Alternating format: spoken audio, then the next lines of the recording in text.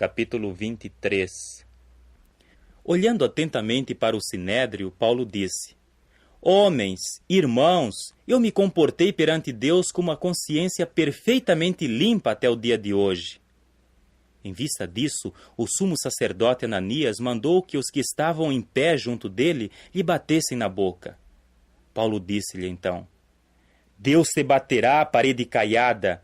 Assentas-te tu ao mesmo tempo para me julgar segundo a lei, e transgredindo a lei, mandas que me batam?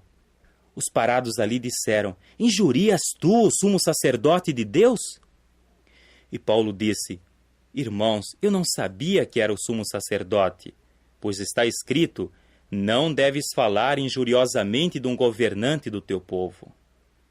Ora, quando Paulo notou que uma parte era dos saduceus, mas a outra dos fariseus, passou a clamar no sinédrio: Homens, irmãos, eu sou fariseu, filho de fariseus.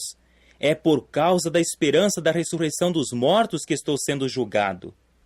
Por dizer isso, surgiu uma dissensão entre fariseus e saduceus, e a multidão ficou dividida.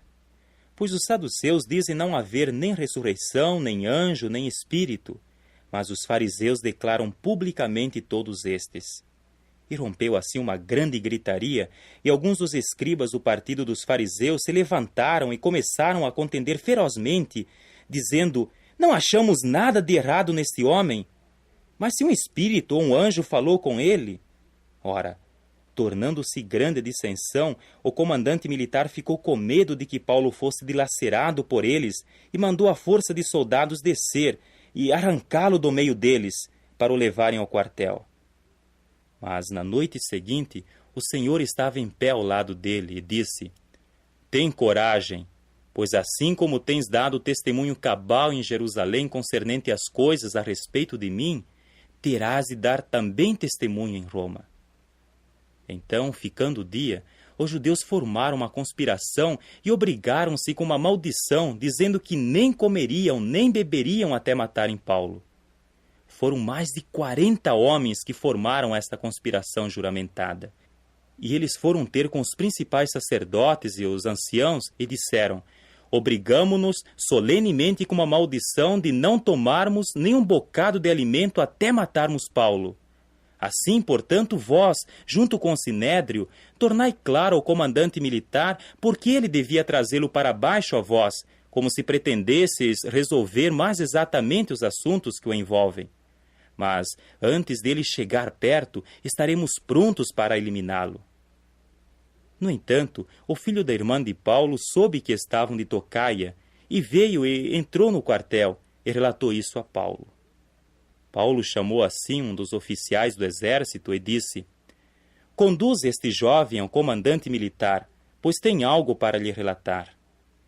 Portanto, este homem o tomou e conduziu ao comandante militar e disse: O prisioneiro Paulo chamou-me e solicitou-me que conduzisse este jovem a ti, visto que ele tem algo para dizer-te.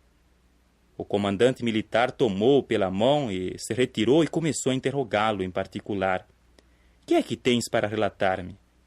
Ele disse: Os judeus concordaram em solicitar-te que tragas Paulo para baixo ao sinédrio amanhã, como se pretendesse inteirar-se de algo mais exato a respeito dele. Acima de tudo, não os deixes persuadir-te, pois mais de 40 homens deles estão de tocaia contra ele, e eles se obrigaram com uma maldição de nem comerem nem beberem até que eu tenho eliminado, e eles estão agora prontos, aguardando a tua promessa.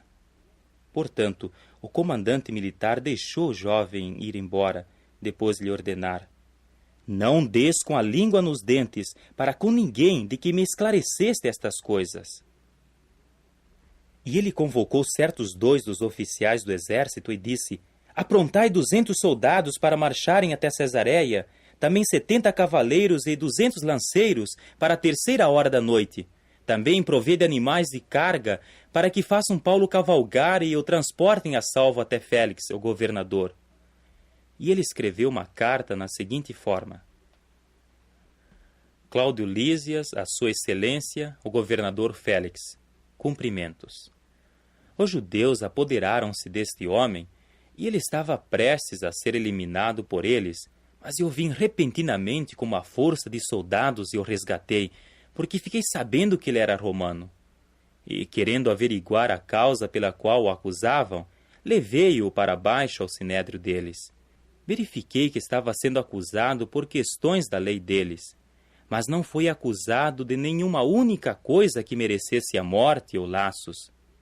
Mas, porque me foi exposta uma conspiração que se fazia contra o homem, envio-o imediatamente a ti e mando que os acusadores falem perante ti contra ele. Portanto, esses soldados tomaram Paulo, segundo as suas ordens, e o trouxeram de noite a Antipátride. No dia seguinte, permitiram que os cavaleiros prosseguissem com ele, e voltaram para o quartel. Os cavaleiros entraram em Cesareia e entregaram a carta ao governador e apresentaram-lhe também Paulo. Ele a leu assim e indagou de que província ele era, e averigou que era da Cilícia. Eu te darei uma audiência cabal, disse ele, ao chegarem também os teus acusadores, e mandou que fosse mantido sob guarda no palácio pretoriano de Herodes.